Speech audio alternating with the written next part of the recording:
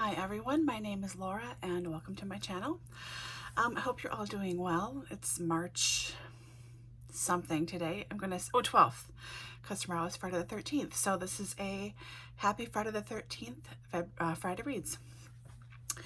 Not a ton to talk about today. I'm sure I'll still make this over 10 minutes regardless, but I will try not to. Yeah, not a ton going on, but I just have a few books that came in, and I want to talk about what I finished and what's coming up for me. So before I get into any of that, I wanted to give you an update on Cecilia, which I'm sure no one was waiting for. I am finally in the 600s, so only like 300 and some pages to go. Cecilia has received a proposal. She thought it over, agreed, and then panic freaked out and is trying to back out of it. But of course it's like a Three's Company episode. It's like nonstop shenanigan after shenanigan after shenanigan to get to try and contact this man to back out of it. It's just kind of crazy. And also the proposal came in the form of a letter, which fine, lovely, wonderful, but it was like a 4-page letter in here, 4 pages, and it was so like avoiding the point, in and out, and talking about why he loved her and why he should marry her, or not even that, why they should be together. And then he would talk himself out of it about all of his fault and how she shouldn't settle for him because she is too good and pure for him. But oh, he loves her so dearly and she's so wonderful. Would she make him the happiest? Oh, but also I have this one other fault too. I mean, it was just, and I understand this is written in the 1770s probably. I think it was published in 1782. There was no like real radio, or there's no TV. Obviously books were popular, but I don't think they could be afforded by everybody necessarily. Don't quote me on that. But you know, there wasn't a ton of entertainment around for options. I get it. You want to drag it out a little bit, but it's a lot of dragging. Still enjoying it, still really liking it, but it's taking its time. So I am just coasting along with it, reading it mostly just at night, when I am in bed trying to sleep, or when I pick up in the morning. If I'm trying to get my brain in gear, I'll read a little bit more too. So it's going along, it's getting there. I'm making slow progress. Yeah, okay, so I finished 2 books this week only. Part of it's because I'm still working on Cecilia, and I got 100 and something pages in a few different library books, but you know, none of them are finished. I finished another Booktube prize book. This round I am judging fiction, and I did not like this book. It wasn't bad, you know, sentence by sentence. It was some beautiful writing and lovely language, but I couldn't tell you anything at all about it right now. And I finished it over the weekend. So yeah, so that was one. And the other one is, no surprise here, honestly, just Robyn Carr again, Virgin River. I don't know why I can't stop. This is book number 6. This follows mostly Shelby, who is the niece of Vanessa's father. Her mom just passed away. Shelby became her mom's caregiver the last 5 years. She had, I think, MS, ALS, something with an S. I don't remember. That's terrible. But they don't talk about it much, just that she's passed. So her mom has passed. Shelby is 25 now, and she's trying to figure out what she wants to do with her life. She sold her home and is staying with her uncle and her cousins in Virgin River while she kind of regroups and gives herself a little chance to breathe and figure out what she wants to do. And she runs into Luke, who is a former Black Hawk pilot and is in Virgin River visiting his buddies. And he's older than her, not like creepy older than her, but older than her. And he falls for her immediately, and you know, he's trying to resist her, and she's just teasing him mercilessly because she knows what she wants and she just wants him. Also, I apologize, my rosacea is so bad today. My face is so friggin' hot. It's like I can't handle it. So sorry, rosacea. So Shelby just keeps trying to go after him, and he keeps trying to resist. Of course, they end up together, and it's really wonderful. They both are really nice people. They have really good hearts, and it was nice as always to catch up with everyone else in the town. Sorry if you can hear that buzzing. My dryer just went off, of course. So yeah, I am already I've got the next book out. I'm planning on starting it this afternoon and probably finishing it this afternoon because that's how I read these books, kind of one big gulp. So what came in this week? I got my book of the month order for March. So I got 2 older book of the month titles, and I got 1 like actual current book of the month. So the older ones are Woven in Moonlight by Isabel Ibañez. This is based on Peruvian myth. There is a princess, and she has a essentially doppelganger who has portrayed her, I think this is right, portrayed her in town for a long time. Decoy. Oh, Condessa, not princess, which sort of same difference, I'm assuming. So this creepy bad guy wants to marry the Condessa, and the doppelganger agrees to go and marry him instead. It's really dangerous. She could die.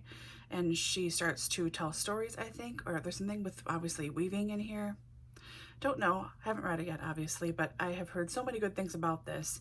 And I really like fairy tale stories and things based on myths. And I am sort of familiar with some Peruvian things, just on my own reading. And one of my friends works at one of the local colleges, and she is the study abroad coordinator, and she goes to Machu Picchu every third year with a group of people. So I have heard a lot about Peru from her and her pictures and, you know, things. So not totally familiar, but fascinating the same. So I'm looking forward to getting into this at some point in the future. Read probably years. The next backlist one that I bought from Book of the Month is The Gilded Wolves by Roshani Chokshi. This is, I think, YA.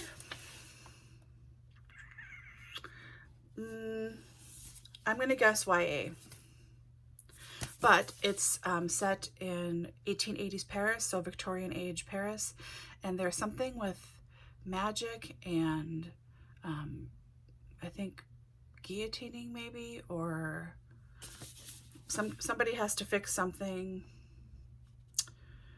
There's an order that's in town. Oh, this guy has to try and find his real inheritance. This kid who, whatever. He's got to work with like a historian and like some fancy people, whatever. It sounded like an interesting kind of a romp, something unusual, something I have not really read before. So I just thought, what the heck?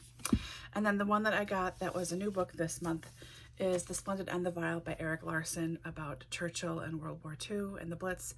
And I am here for World War II stuff, history. I'm here for all the Erik Larsen. I think like a lot of people, my first by him was Devil in the White City, and I just absolutely inhaled that book. I loved it. That helped reignite or fire up my interest in true crime and serial killers. Not that it needed to be fired up or really reinterested, but that's what happened.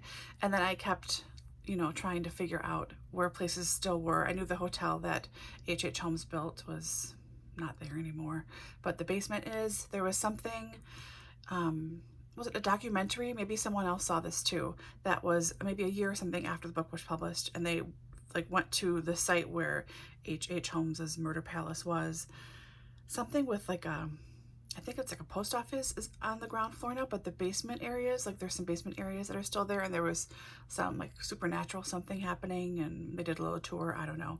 But it was really fascinating to see that. So yeah, I'm here for all the Erik Larsen. I don't care that it's a big chunkster. This will just be really, really fascinating. He's such a good author. So what's coming up this week? Still working on Cecilia. Hopefully, I have to finish 2 library books that are due and I can no longer renew. One of them is another Vera Stanhope mystery by Anne Cleves. I think this is the 3rd one. Don't remember the name. Why would I remember that? I'm also working on a Jenny Colgan novel that I've had going since last summer, I think, which is I mean, I like the book a lot. I'm saving it to read it when I'm awake, but that's The Summer Seaside Kitchen, which has a different name here in the States for some bizarre reason. I'm about halfway through that now and really enjoying the Isle of Muir off the coast of Scotland. And yeah, that's kind of it. I got distracted by a bird. Sorry. Woo! I know how to edit stuff. I don't. Dryer buzzed again. God, it's like crazy. Anyways, one of my new favorite YouTubers, they're not new, but new to me, is Robert and Shawnee at Past Story Time. And I got hooked on them around Vlogmas, and then I just keep sticking around. I really like the two of them a lot. Individually, I like them together. I like their little vlogs. They read such interesting, eclectic stuff. I just love them. So on Robert's latest video of stuff that he's been liking lately, he's talking about how he started, I think he started it, at least a book club at one of his local libraries or bookstore. Again, details, why would I remember those? But they're reading like 90s trash. And the first book they're reading is Ruby by V.C. Andrews. So I'm going to join in and read along. I have been pulling up books. I'll be filming another TBR unboxing in just a minute here. You'll see this a couple days later, And I found my box of high school books.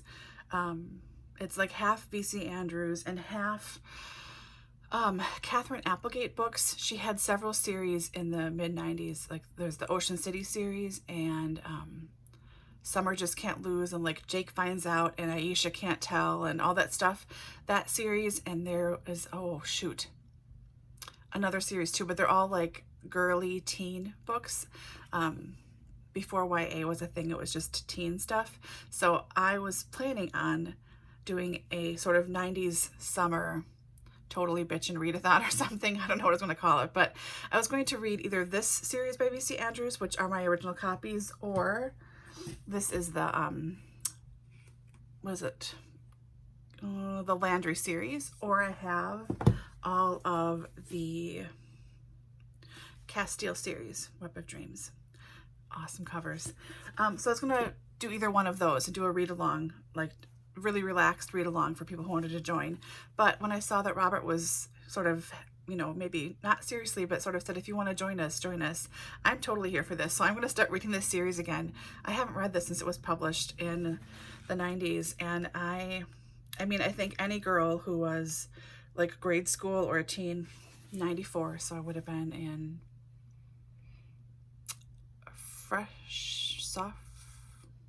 sophomore year, I think. Sophomore, let's say sophomore. So kind of a great age to read this stuff. But yeah, I think anyone who came up in the 90s, any girl who came up in the 90s, and even maybe early 2000s, I don't know. This was like the book that you snuck if you could, or tried to read from the school library if you could find it on the shelves, or pass it around between your friends like, oh, there's sex in here, or oh my God, she nails his brother. Like, I mean, it just... it's going to be so wonderfully trashily nostalgic, and I cannot wait. So I'll be starting this week at some point too. Really looking forward to that. I think that is about it. My friend Angie is coming tomorrow / today if you're watching on Friday, which that's when I'm going to post it. So today, my friend Angie is coming. I have my very last client at my old massage location this afternoon, and I am sort of bittersweet about it. I grew a lot as a person, and I found some wonderful, wonderful clients I'm so lucky to have in my life when I was working there, and I met some wonderful people that I work with. I'm leaving with nothing but happiness and stuff. On the other hand, I cannot wait to get the F out of there, because those neighbors, they are loud and rude and pounding on the walls during our massages just because they're jerks, and it's just... I cannot wait to be done at that location. So that's tomorrow. Angie's coming tomorrow to stay. I think we might go to my office and pack up a little bit, but really it'll just be like mostly Angie just kind of napping and recovering, and then we might order pizza or something, and I'll just be kind of reading and putzing. So not a bad weekend.